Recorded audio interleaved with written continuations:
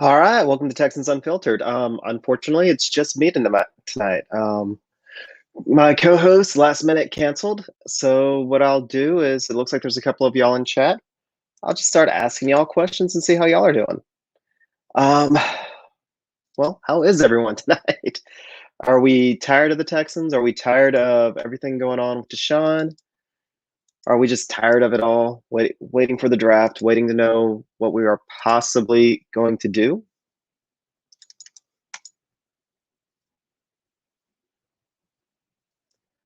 All right. Give people a moment to get in here and start talking. I hope they at least start talking. Um, let's see. Latest news is, of course, Deshaun's attorney had a press conference. Yeah, the Astros are not doing so hot. They went five. They're probably going to end up 5-5. Is that right now? They've lost five in a row after winning five in a row because, of course, we can't have nice things in Houston. I don't even know where to start looking at prospects. Like, I don't know what draft picks we're going to have. I still, as I said last week, I don't think Deshaun's getting moved this week or this year for this draft. There's too much up in the air. Like, I'd be absolutely shocked and amazed if they pull off a half decent return, especially since just waiting until next season, there will be absolutely no difference on the return. The return might actually be better because, he'll cost less. So, I mean, his annual salary will be higher, but overall, he will cost less. Let's see. But the draft should be at least entertaining. Casario seems to know what he's doing. Let's see. Is there anything else going on? One of the women from the Deshaun's lawsuit she dropped out, so he's down to 21. I don't really think that means anything other than the fact that once she loses her anonymity, when she has to put her number or her name out, all you have to do is go look at the one woman, all the third party attention that she's gotten since her name came out, and not in a positive way. So some of the women, now that they have to share their names, like, yeah, even if they have something legitimate, they may not want to put themselves and their family through it, especially if they're not really there for the money. I think Deshaun will not be released. I can't see that happening, even unless unless he's put in jail for several years, which the nature of this case, unless there's some smoking gun, and there's just not going to be that sort of smoking gun. There's not going to be physical evidence, not unless there was a recording of one of the incidents. Maybe if there was a recording of one of the incidents, which that's the only way that I could see there being a long-term suspension for Deshaun where he got released. When I say long-term, I'm talking about he's going to be in prison. But if it's this he said, she said, then just maybe at most he would get a year and he wouldn't be released then. I think the Texans would carry it. He's too valuable of a piece, whether or not he's on the Texans or another team. Let's see. Yeah, Casario, for the situation that he's in, I will say that he has absolutely done more than well. Like, Casario, with this situation,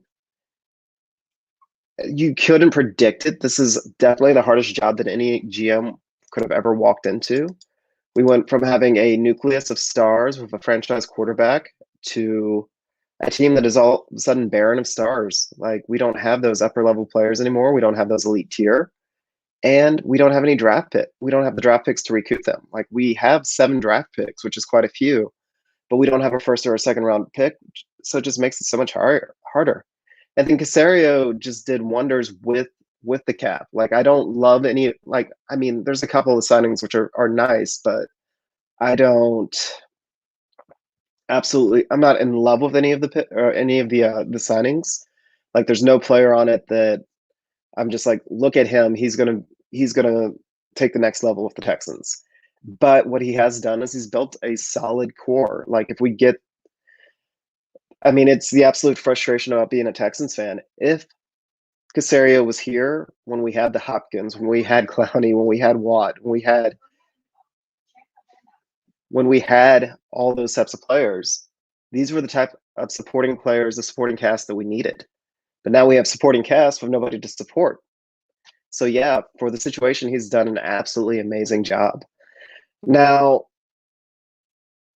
yeah, I mean, Action 1, Jackson 2, when you're talking about, I'm assuming you're talking about Deshaun. Yeah, it's tough. My heart has never broken more for somebody that I did not know, um, because he's obviously put himself in a bad spot. Um, I I am I am one of those people that you have to believe the accusers to an extent, but I do believe that there's always something in the middle. Like he said, she said, there's always something in the middle. And I don't know, it's just thinking about the whole situation. He's a horn dog. I don't realize he probably doesn't even realize how sleazy he was being, but he definitely was. And my heart just breaks for it because this is a guy that last year, Dabo Sweeney's prediction about him becoming Jordan or passing on Jordan was absolutely in the realm of possibilities. And especially after the season that Sean just had, that he was about to take that next step. And he absolutely could have been the best quarterback in the NFL. And regardless of anything, with all these accusations and this is going to be draining towards him. Like, even if he is 100% innocent and this is all a cash grab, the amount of stress and the amount of bad publicity that this is going to put on him, along with the trade and all that, that would drain everything of him. And that's very unlikely that he's 100% in the clear and 100% innocent. There is some level of guilt there. And that's going to be emotionally draining for him, which is going to keep him from being that type of player, the type of player that he could have been. If he settles and he can make it all go away in a week, Houston Texans talk, I agree. He could be traded, but I doubt very much that even if he settles, that he could get it done in the next 2 or 3 weeks. I think that he's essentially going to be a dead roster spot on the Texans, but he's not going to play for the Texans next year. And before next year's draft, he'll actually get moved. I think that it doesn't really affect the amount. How do you think this affects Deshaun's trade package? I honestly am of the opinion, because it is so hard to find a quality quarterback, and it's impossible to find a quarterback like Deshaun. You can't draft a quarterback like Deshaun. You can't draft a quarterback like Deshaun or Patrick Mahomes. You luck into them. Now you get them with draft picks, but Pat Mahomes and Deshaun were not 1, 2, 3 picks. They weren't first. Like, there's no guarantee. You don't know that that's going to happen. You don't know how good these quarterbacks will be. And Deshaun's he's beyond valuable on a football field. Like, there's not a fair trade for a quarterback of his level. Now, with that, I still think that the Texans are able to ask for whatever they want for him, and it still be fair, as long as he stays out of jail.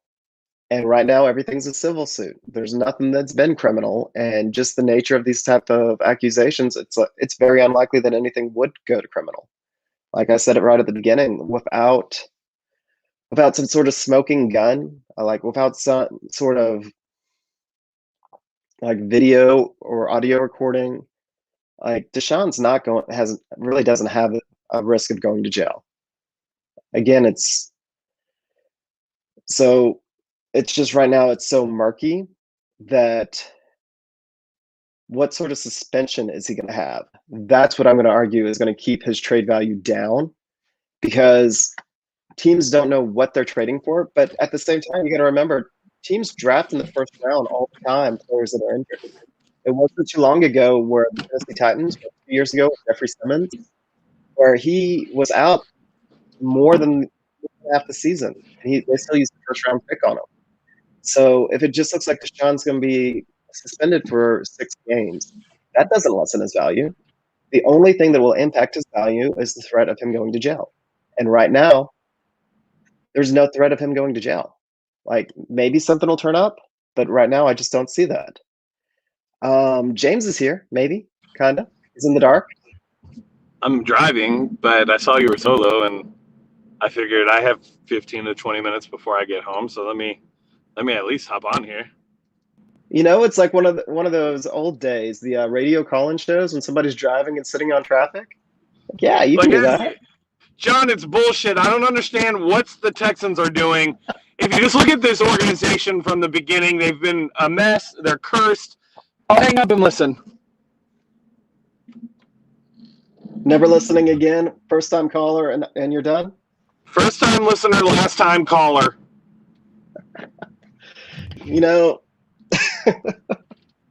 The Texans. Dude. Granted, what are the Texans doing? What do they do? What do they do? Well, they hired a competent GM. I know, like, things are doom and gloom, and Deshaun Watson's got his situation going on, and everything seems to be in this, like, situation where there's no end, and I can understand that, but to be honest with you guys, like, I feel so much better. Like, Deshaun is gonna be a huge cloud no matter what. Like, there's just nothing you can do about it. It's gonna be a negative Nancy show for the next year. But try to look past that, like, next year. And then I don't mean, like, in the sense of, like, don't take it in, don't watch the games, don't try to enjoy it. You should, because there's gonna be a lot of young players playing. Players are gonna have the opportunity to really, like, show what they have on the field. It's a building year, and it's not a rebuilding year. And I think the rebuild phrase is thrown around quite a bit. Sorry, I can't look at the camera because I'm looking at the road too, but it's a building year. Yeah, we lost our quarterback. He's not going to ever suit up for the Texans again. Maybe, maybe he will. It seems like most of the fan base doesn't want him, but, like, this year is going to be about building on what we learned from the players and the roster that we have, moving on from players like Whitney Merciless the following season. And just rebuilding that defense. The offense this year will look, completely different. And then that following year is when you draft a quarterback and you trade Deshaun, and that's when the excitement starts to come back.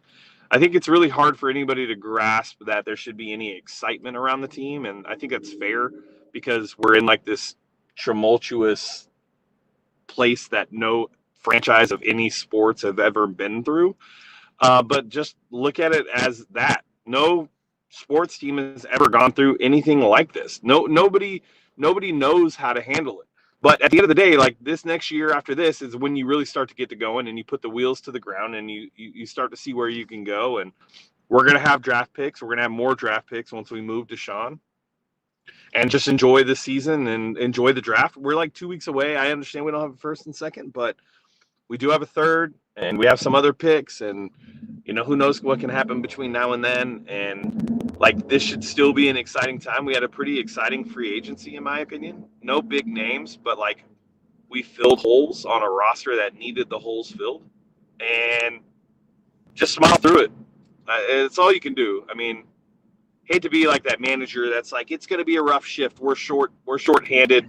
And I need everybody to get your life together because we're going to have to make this through together. But at the end of the day, like, that's really what this is. Like, right now, we just need to steer the ship and man it. And that's all we can do as fans. And that's all we can do as media is we can just step in, pull our pants up, roll up our sleeves and get dirty and just enjoy what's coming. And then after that, then we start to make a plan, and then we start to see the true vision of where we're going and what's going to happen. And try not to get bogged down in the Deshaun Watson stuff. No matter what side you're on, honestly, like, sexual predator, didn't do anything wrong. Either way, no matter, like, where you're at on the Deshaun Watson saga, understand it's 98% of a chance it's over completely. So move on. Start to look at 2022 quarterbacks. Start to build out what you'd like to see the Texans do. Get back into that era where we didn't have a quarterback. And understand that we have a GM that's very competent and can pull things off and lead us down the right path. No more buying into the Jack Easterby stuff. You just can't. You can't anymore. That's like, the article came out today about the Eagles basically having a Jack Easterby. And you don't see Philly fans just jumping off a freaking boat. Like, I think I know you guys talked about it last week, but Philly fans are kind of nuts, anyways. Like, I mean, part of what we're kind of forgetting here is because we're so Texan centered. A lot of the stuff that we make a big deal about, other fan bases have already done it 100 times over. Yeah. Granted, at the same time, like, we don't get a lot of good, not in Houston. Yeah, and you just got to keep in mind, like, we're the newest franchise in the NFL. There's going to be bumps and bruises along the way. It sucks, trust me. I understand. I love the quarterback Deshaun Watson. Anybody who's listened to this show knows that I'm a huge fan of Deshaun Watson, the quarterback. But at the end of the day, like, there's just nothing you can do. Like, you can spend all day scrolling through Twitter and Reddit and see all the new claims and new things that come, but like at the end of the day, it's not going to impact anything. You know for a fact he was gone prior to these allegations. So the allegations really have nothing to do with the future of this team. There's nothing you can do. He's gone. He was gone beforehand. He's gone now. Like, I don't know. I'm just past the mopey stage. No, I mean, I agree with you. In my opinion, the allegations, all they've done is cemented the fact that it was actually going to happen. Without the allegations, I think that Caserio was serious about digging in and it was going to get super ugly. But now that this has happened, he's definitely gone. It's just a question of when. Yeah, I mean, and Miami was trying to trade for him still last week. So, like, I just here's what needs to happen. If the Texans want to move forward quick, there has to be a settlement. The settlement has to happen ASAP. It has to happen. The draft is in 16 days. The settlement has to happen within the next 10 for there to be a chance that he's moved on draft night.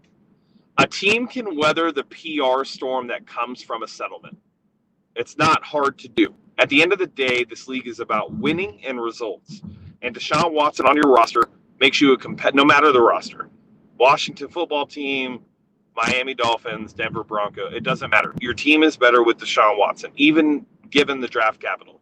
Now, Miami's the only team that can give the draft capital and also weather the storm of giving up said draft capital and players because they have made some extremely intriguing and smart moves from the GM perspective on building the roster, one, and two, adding draft capital in a way that I've never seen a team be able to do so. I mean, they're stacked. They can give up 3 firsts and be fine. They can give up 4 firsts and be fine. They can give up a combination of 3 firsts and 3 seconds. There's so many different scenarios that they can do and still be a capable and competitive team in a division where the Patriots aren't anything to worry about. I mean, we say that now. Who knows? Cam Newton will be MVP next year and they'll win another Super Bowl. I just kind of the way the storyline works in Foxborough, right? But you got the Bills. That's definitely in the realm of possibility of happening. Like, that would not shock me one bit. And I mean, I just want to touch on the Miami because, again, they've done a phenomenal job of acquiring the assets. Like, they can trade for Deshaun and it wouldn't destroy their team because, thank you, Bill O'Brien. But if Deshaun's going to get moved this year, it will be to Miami. And again, it's still within the realm of possibility that they do it because they also have a team that if he's suspended half the season, they'll still be in the playoff race. Yep. They might be in the division race. Could you imagine that? You're in the division race, and then you get to add Deshaun Watson fully healthy and rested after missing half of a 17-game season? Only thing is, I don't buy that it'll only be a half a season. I think a lot of people seem to miss the fact that like social media has grown to a point to where it's hard to ignore, unlike where it was when Ben went through what he did, and even Ray Rice. That was what 6 years ago, 7 years ago. Like that's still on people's mind. But even then, like Twitter and everything else really wasn't at the stage it's at now. Like social media really actually has a voice now, and it's going to be very hard for the NFL to ignore what Deshaun Watson is going through right now. Guilty, innocent, doesn't matter. All of that conversation needs to just go out the window. It really doesn't matter what people's opinions are on that front. But I would argue with that. The reason the Ray Rice is because there was a video. The same reason with Kareem Hunt is there was a video. Like that video evidence really pushed the punishment. Well, and Ray Rice without was the video for a year, right? correct, and so was Kareem Hunt. Right, and Kareem Hunt, not to like get into like, how bad a situation is compared to another, but that situation was not near the level of Ray Rice's. Oh no, absolutely not. And I mean, but the fact that there was a video there. Correct. But I'm saying, so now comparing no video but 20 women, I think it kind of puts it in the ballpark of the same thing to an extent, because there are so many that it kind of escalates everything to a much higher level, if that makes sense. No, I see where you're coming from, and I actually agree. But I'm just saying that I wouldn't be surprised if it's only half a season unless there's some sort of like concrete evidence. Like in a case like this, and there doesn't have to be concrete evidence for him to be guilty. But I think with his profile and it being the NFL, for him to actually get suspended for a whole season, I think they'll need a little bit more. Maybe. I mean, it all depends on if this actually goes to court, like a civil court. If there's no settlement, if there's no settlement, he's not going to play the season in general. Really doesn't matter. He's going to be on the exempt list. The case is going to go on for a while. It's not going to be anything quick and smooth. It's going to be a 6 to 8 month process, and he'll also still have to face a suspension after coming off the exempt list because he was paid while being on the exempt list. You're still paid. Really? Yeah, I believe. I did not know that. I'm pretty sure that's what I heard. Could be wrong. I haven't really been as dug in as I used to be, but I will be again. But I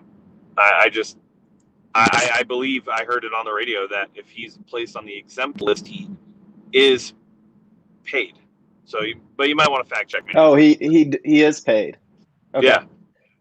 So while on the commissioner's exempt list, a player is paid as if he were on the active roster, yet he does not count against the team's 53-man active roster limit. A player on the exempt list is not allowed to practice or attend meetings, but he is allowed to be present at the facility for meetings to work out and to receive treatment. Yeah. No, I think it's the non-exempt or something like. I think there's another one that he isn't paid and does not count. But I don't know. I don't know. Like that's a question for Troy, Texans cap. But either way, like. And and it looks like the commissioner gets to determine on a case-by-case basis whether or not how their contract's affected. Wait, oh, that's weird. Which is interesting because when you look at this position or this situation, and you take into account the player, which is the most important player in all of sports, the quarterback, who is also the highest paid player in all of sports, that to me would make me think that there's a chance that Roger Goodell will possibly go in that favor of the Texans and not pay Deshaun. And I don't think we've ever had anybody on the exempt list for a full season, which is different, right? If this does go to court and it's an 8 to 9 month, maybe even longer process, then you're talking about a full year's salary to a player being paid but not playing on the field. I think this entire situation is just a completely different situation than what any sport has ever gone through. So I don't think there is anybody with the right answer or understanding of how this will unfold from a football perspective. It's just more of a wait and see. And I think that's a lot of times people are like, oh, wait and see, which is fine. I agree. I think you do need to wait and see. But those same people that are telling people to wait and see and cast judgment and form your opinions and have your talk, I think those people are wrong. And I know it's like a little tangent, but like those same people are telling you to not have an opinion, but yet they have an opinion to tell you to not have an opinion. So I don't really understand how that works, but those people are idiots, in my opinion. How about this conversation, John? And I'll have to probably be done here in 5 minutes because I'm walking in the house to dinner. But what about Deshaun's camp? I know Landry Locker, who I think sucks at radio. People were talking about he went in on Deshaun's team, but how is this, like David and Quincy and Athletes First? How are they not catching any smoke for the way that this entire situation has been handled? I mean, when you look at this situation, if we just go back to the beginning, if there was a 100K settlement, this would have all been swept under the rug. If they would have went to the Texans and were actually in the Texans' good graces, would this have ever reached the level it's at now? David's pride and ego has really drove this to a point of no return at this point. I mean, Busby is now sunk in too. I mean, it came out today. He's sunk in.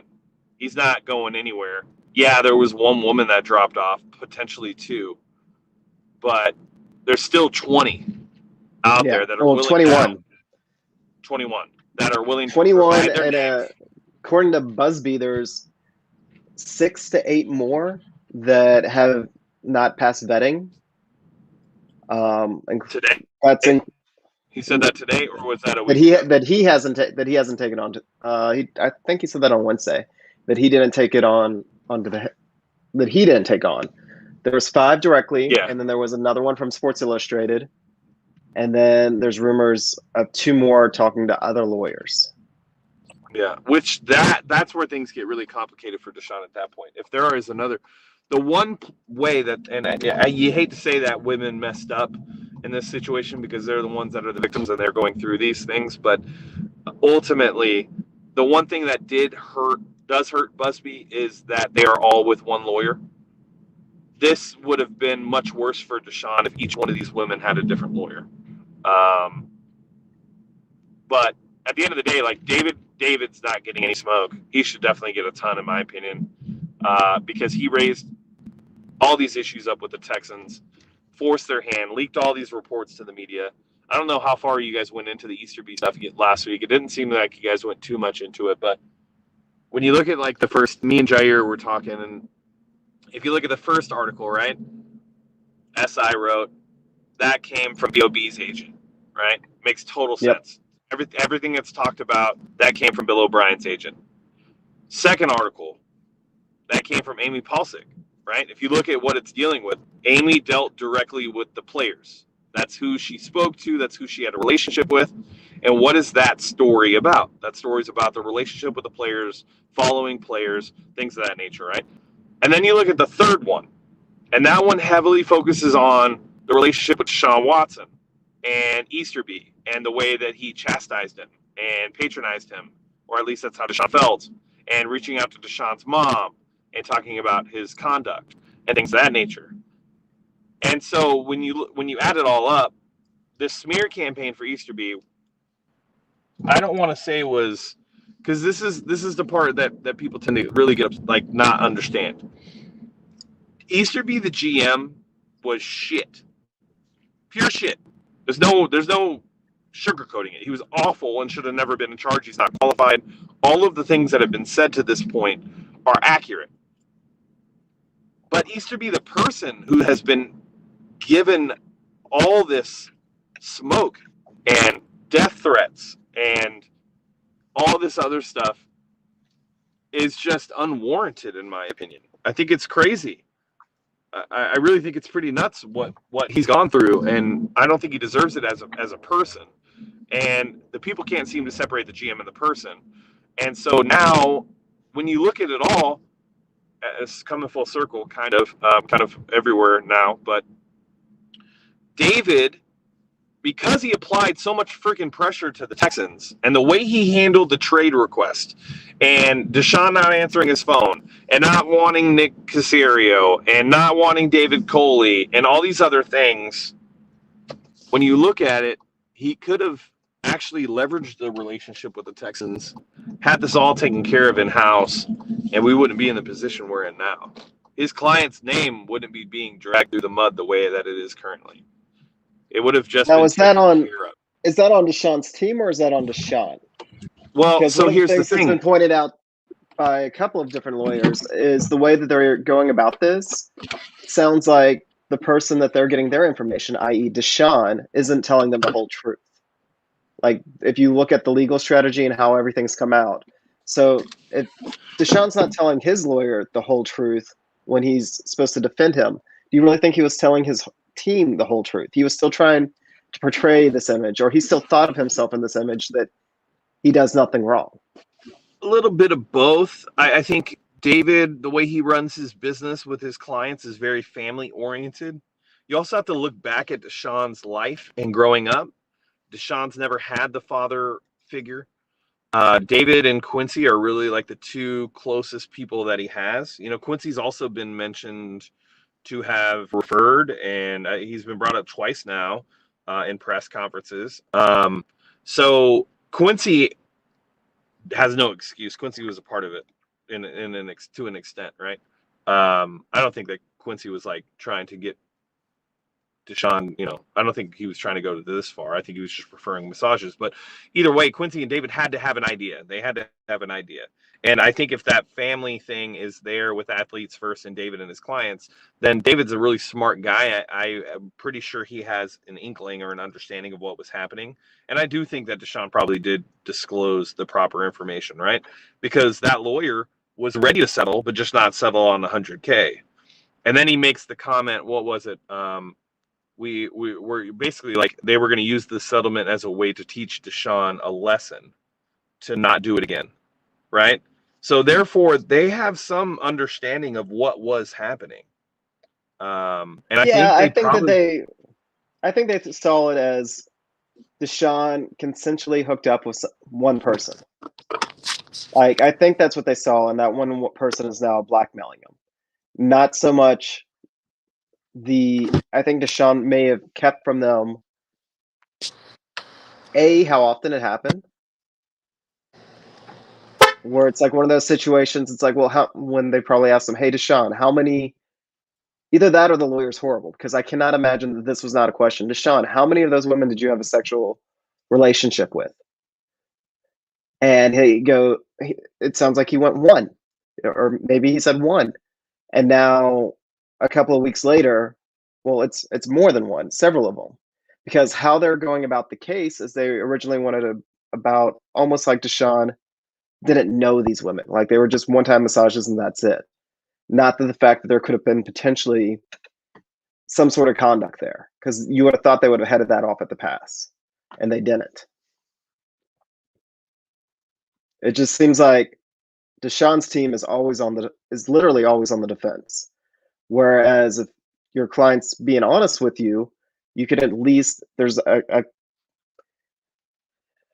counter offensive to it, where they can actually go out and be proactive where they have not been able to do so. Yeah, no, I mean, I think there's probably a little bit of in both, to be honest with you. I just got home, and TV's going full blast, and nobody expected me to record, and I'm sitting down to eat a macaroni grill and watch Angels. Nice. But I thought I'd at least give you something for at least the 30 minutes I could. No. I mean, that'll probably get us to 45 minutes instead of just, 15 minutes of me talking and then running out of steam. So there's something. So now you get to wrap it up. It's perfect. That's something. Next week, right? Yeah. Next week's you. Okay, sweet. Well, yeah. Bye, guys. All right. I appreciate you, man. Later, bro. All right.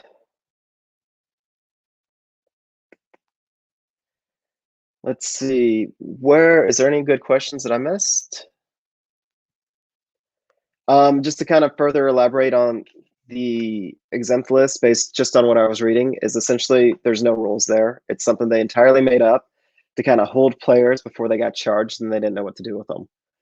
Deshaun and his situation is so unique because the exempt list really isn't made for somebody like him with this much gray. So it'll be interesting. How do I get my head so shiny? I was just blessed with a naturally shiny head, Corey. Thank you so much. Um, let's see. 22 women is definitely too many.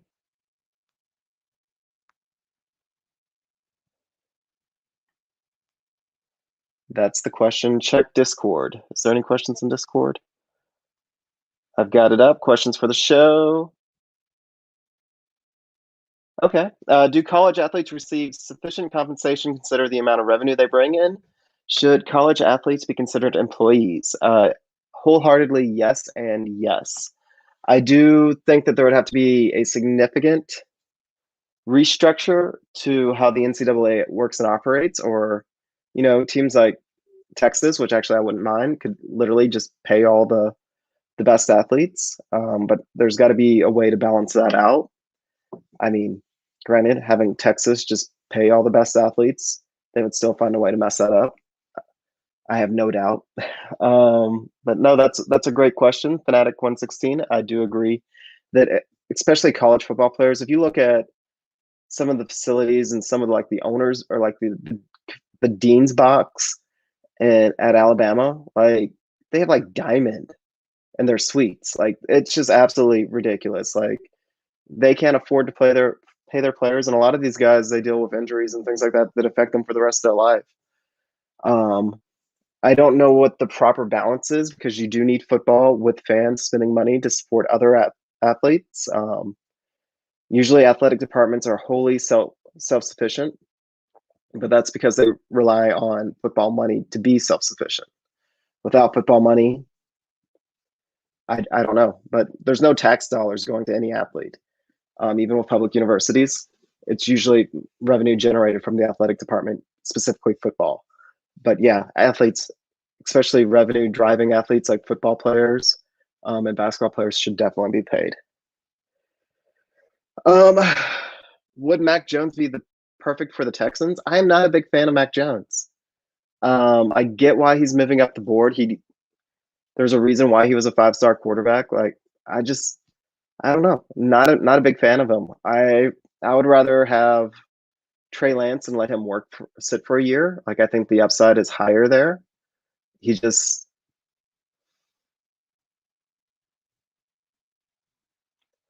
he's just Mac Jones he's an Alabama quarterback. I don't trust Alabama quarterbacks. And yes, somebody pointed out, do I trust um, Ohio State quarterbacks? Typically, no. I mean, look how that's worked out. That's a pretty safe bet. You need quarterbacks that have had some struggles in college. Like if they get to play with all the 5 stars, I think that affects them. Um, but I could be wrong. Let's see. Any other good questions?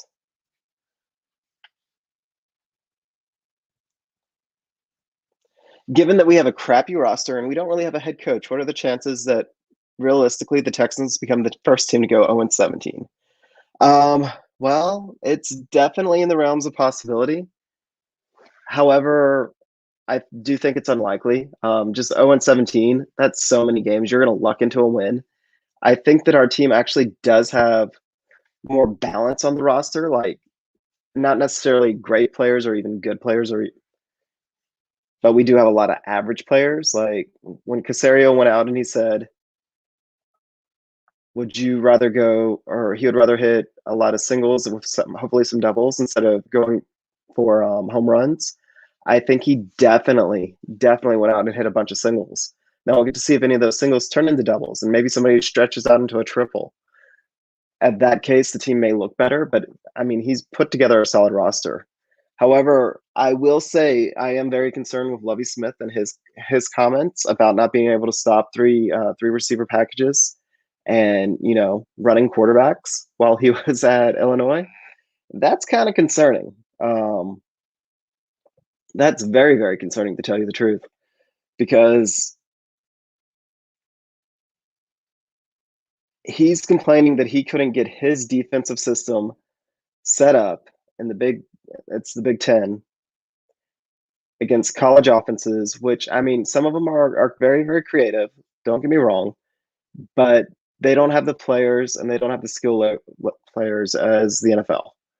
And what team in the NFL traditionally goes out there with two tight ends?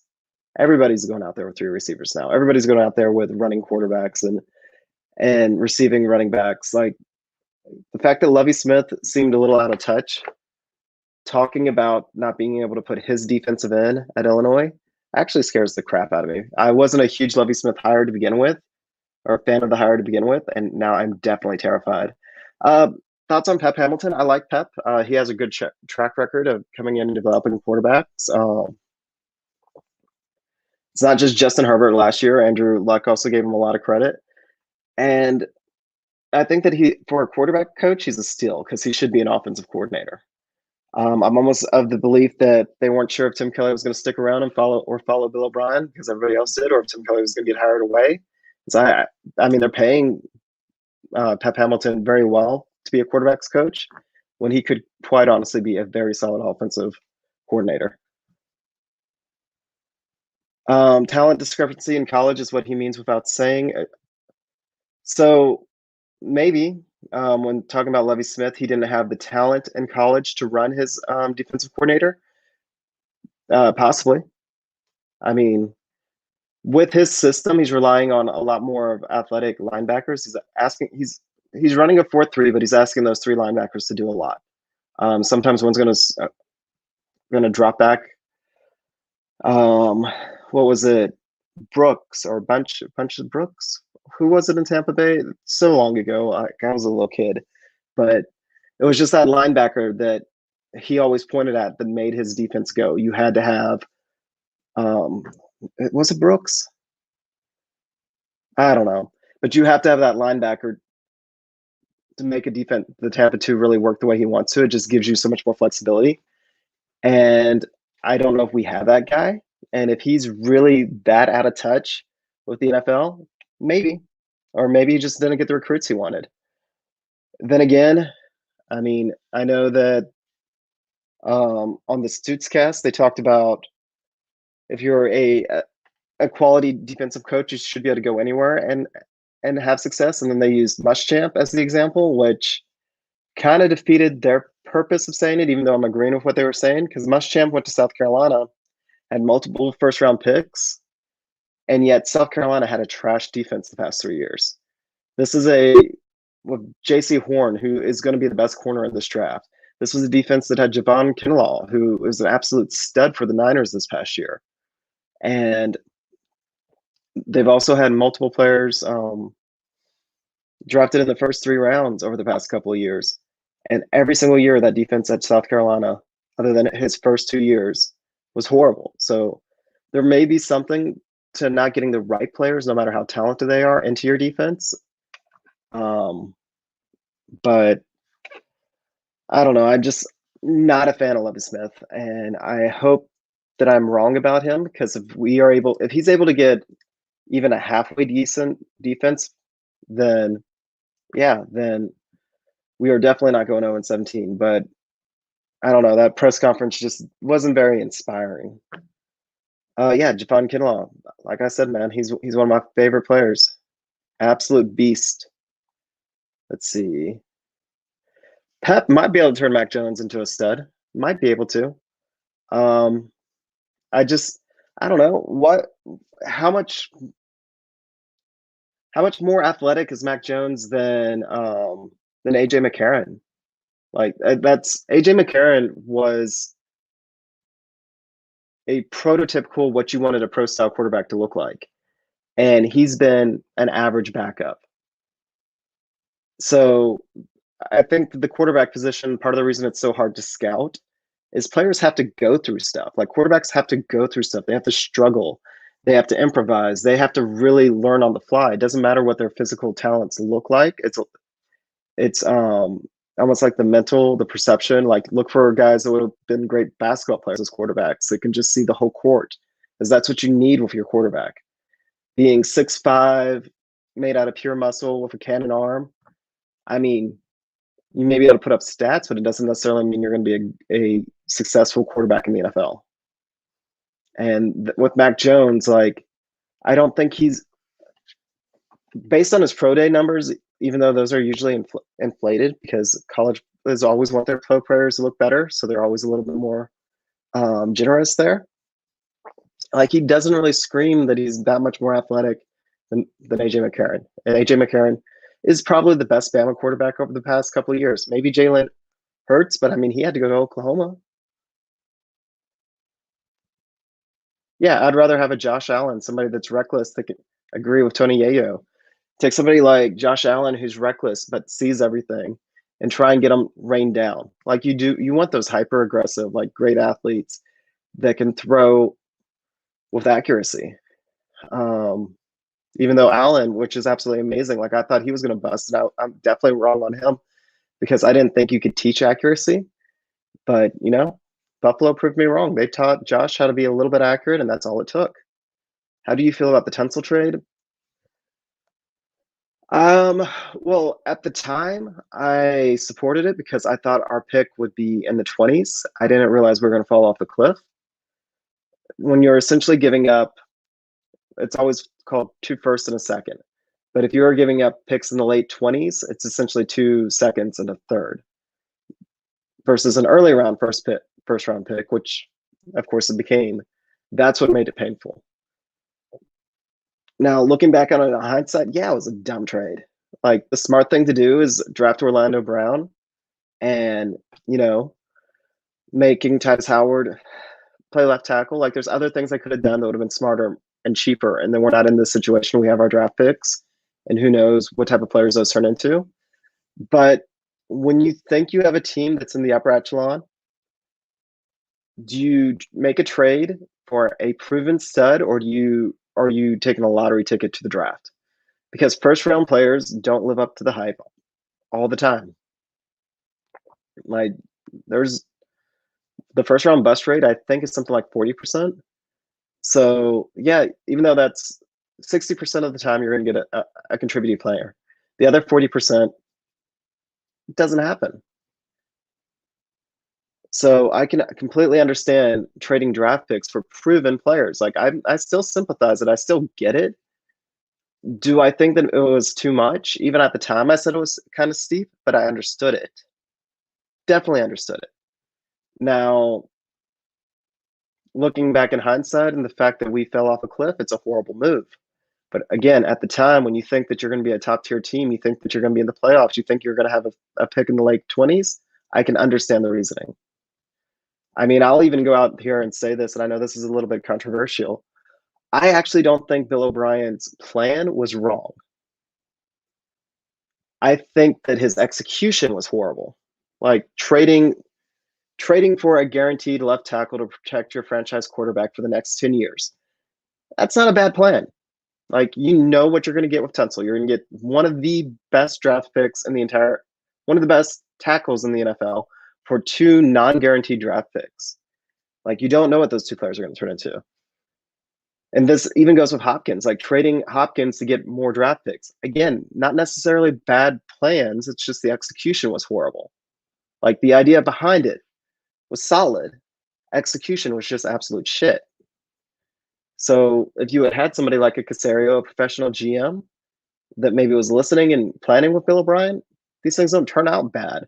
But when you have Bill O'Brien not able to execute it and too impulsive, like this is what happens.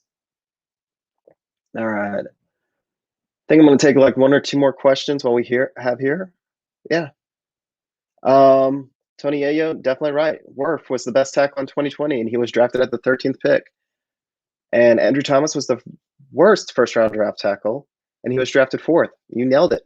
And I mean, remember how many people were upset about Andre Dillard, us not moving up to go get him?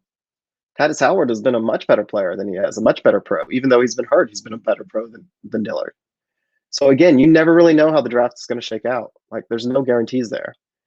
Getting a guaranteed first sack or getting a guaranteed player like Tunsil, yeah, I can definitely understand why you would do the trade.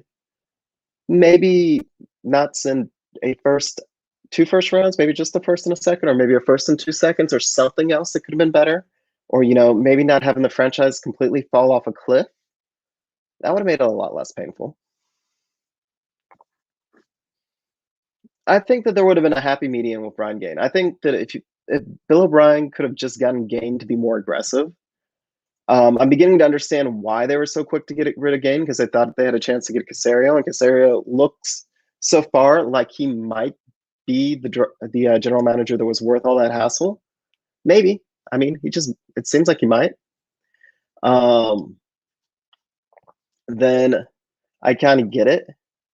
It's all looking back in hindsight, and even that move, like even let's say that Bill O'Brien was a part of it, that might have been the right move. It was just horrible execution. Get rid of Brian Gaine to get Nick Caserio, but then you have to wait 2.5 years to get Caserio. Again, right plan. Caserio seems like he's going to be a great GM. Bad execution. Do you think there's any chance that the NFL forces the McNairs? No. No, they're not going to force the McNairs to sell the team. After everything that's kind of going on, I think there's going to be a lot of it that I think with a lot of the drama of Deshaun and losing your first round, your quarterback like that. I think that with all the accusations and everything, that kind of changes that whole perception, especially among ownership, or all of a sudden the McNairs have their, or Cal McNair has his out. Deshaun didn't really have an issue with him. He had an issue with everything else that was going on, and he just wanted to blame somebody. So that's his out, and that's going to allow the Texans to save face. That's why I said last week, what these accusations do is they actually are going to get Deshaun his wish. I don't think he ends up playing for the Texans. I'd be very surprised if he does. And whereas if these accusations didn't happen, I think Caserio absolutely would have played hardball. I don't think he would have moved him. But now that these accusations have happened, I think that the Texans will actually move on. Tobey Maguire, who was drafting for the Patriots, Caserio or Belichick? Rumor was Caserio did all the work, and then Belichick still continued to rely on his relationships with college coaches. That's what the rumors were. I don't know how true that is. The boards that they have released from the Patriots actually look pretty spot on. And then what is interesting, though, and what kind of shows is how many of those guys that were drafted by the Patriots under Caserio that were let go of the Patriots have now magically appeared on the Texans roster. So we'll get to see if any of those guys are actually any good, because those were definitely Caserio's picks if they followed him from New England to here. All right, I think that'll be my last shot, or my last question. All right, if you get a couple of moments, if you would please take a moment and go to my Twitter, and if you're feeling generous, buy me a coffee. I have a coffee donation app. Again, if you're just feeling generous, we do definitely appreciate it. Putting on this show actually does cost a little bit of money. Somebody was asking about the soundboard. It's actually a Rodecaster to do the podcast, especially to do it remote. Trying again, Miami trade, best package, far and away. Inverdive. I'm sorry. I missed it. I thought we already touched on it. Yeah, Miami has more than enough assets to put together the best trade for Deshaun Watson. Not only do they have the best assets to put together a trade, they are the only team that could trade for Deshaun, give us a fair value for Deshaun, and not tank their season. They have a deep enough roster with enough draft capital that they could trade for Deshaun. And they're going to look like just an absolute juggernaut out there in the AFC East for a long, long time because of it. They've done a fantastic job. And if any team actually does trade for Deshaun, I think would be them. Also, because if he does get suspended, they can weather it and they'll be okay. They're a quarterback away. They are the only team that is legitimately a quarterback away that has the assets, and they can definitely just absolutely crush it if they get them. So it makes way too much sense. All right. All right. Now I think I caught everybody. Thank you all so much.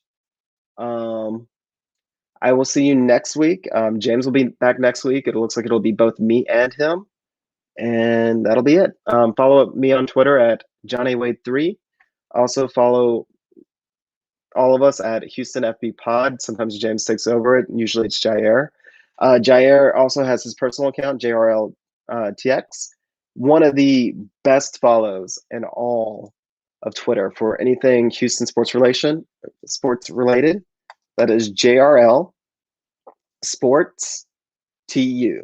So JRL Sports TU. Make sure you give him a call or a follow. Other than that, thank y'all again. Thank you so much for being interactive. Thank you for all the questions. Thank you for talking to me. And I will see y'all next week.